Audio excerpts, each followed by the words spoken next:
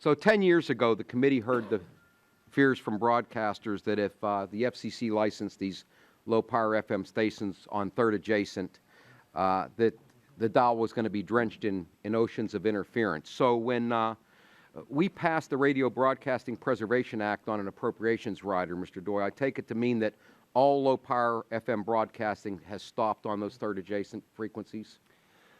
Well, yes and no. We certainly have carefully followed the directions from Congress and not licensed so-called low-power FM stations.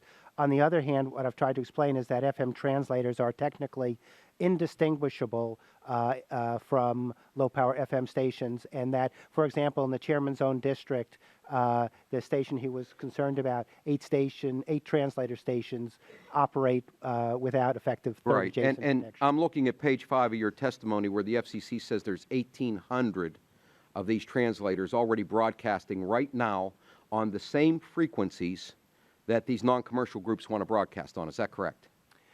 Well, most of these translators are actually in the non-reserve band, the 92 to 108, as opposed to the 88 to 92 part where non-commercial stations typically broadcast. Most low-power licensing has occurred in the part of the band where there are not non-commercial stations. There are some, but by and large, but we have problem. translators on third adjacent. Absolutely. Okay, so Ms. Beasley, does your organization or you personally are you advocating for the elimination of these translators? We do not have or use translators within our company.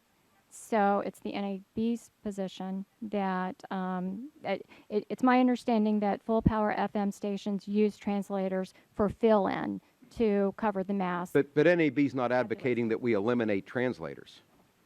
And do you think these translators cause oceans of interference? I can't speak to that because I personally we do not have translators. I don't think that's the NAB's position. I guess, Ms. Leanza, who owns and operates the translators? By and large, most full power broadcasters have some sort of translators. It depends on what type of service they're providing. We do not. Right.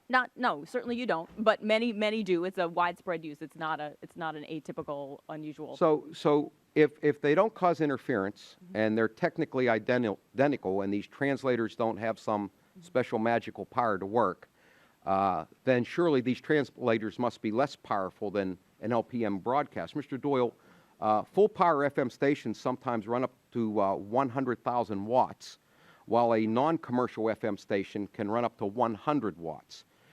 So I'm assuming these translators must be less powerful than that. How powerful are these translators that don't cause interference when they're at third adjacent from another station? Our rules permit translators up to 250 watts. 250 watts, so 2.5 times more powerful than any LPFM station. So what you're telling me is and I hope my colleagues will listen to this, is that what we call rose by any other name would smell as sweet, but when it comes to FCC and the big broadcasters, this name is critical. Translators that serve the interest of big broadcasters work just fine on these third adjacent channels, and there's no complaints and no issues about interference. But when a low power station run by community groups, schools, churches, local governments cause interference, somehow in the same adjacent channel, these somehow cause interference. I just hope once and for all we can sort of eliminate this double talk that's been taking place for years. I want to talk about interference too. Now, Ms. Beasley, in your statement, you referenced the MITRE report, and you said that there was interference caused by low-power FM stations. I've read that study, and in the most extreme circumstance, it was found that the interference was 0.13% of the population inside the protected zone of a full-power station. Just for my notes now, you find that to be an unacceptable level of interference? What I read last night was there was significant degradation at these 5 sites when you were testing with boom boxes and Walkmans. 0.13%, but you found that, you think that's unacceptable? Such that, well, if you can't get a signal, if you can't hear the programming, if they're static, and if you're operating when there's a hurricane going through your area, and we're providing information to the masses, and we, yes. So I take that as a yes. Okay.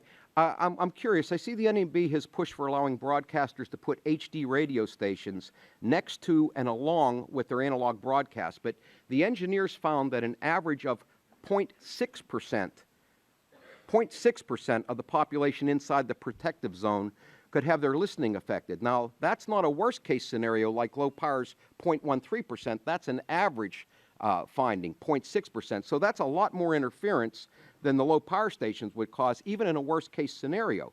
So, Mr. Doyle, let me make sure I understand this correctly. The NAB has endorsed this 0.6 level of interference as acceptable for HD radio? I'm not the.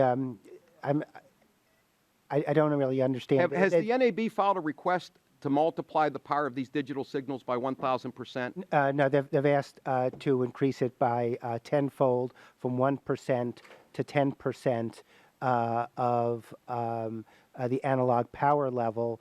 The issue there, Mr. Doyle, I think is different. That's a question of digital into analog, and I'm not sure that it correlates to the analog into analog technical dispute that is your bill is focused on. Mm-hmm. So let me ask you one final question, Mr. Doyle. You're the expert at the FCC. You've studied this issue backwards and forwards.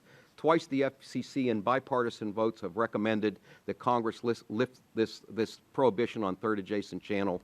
Do you think that passing this bill will in any way hurt public radio stations like my friend Mr. Walden is concerned about, or this will cause any interference of a major proportion outside that 100-foot zone that you're stuck? I mean, what basically happens so that finally communities like mine who can't get LPFM, can't get an LPFM station in the city of Pittsburgh.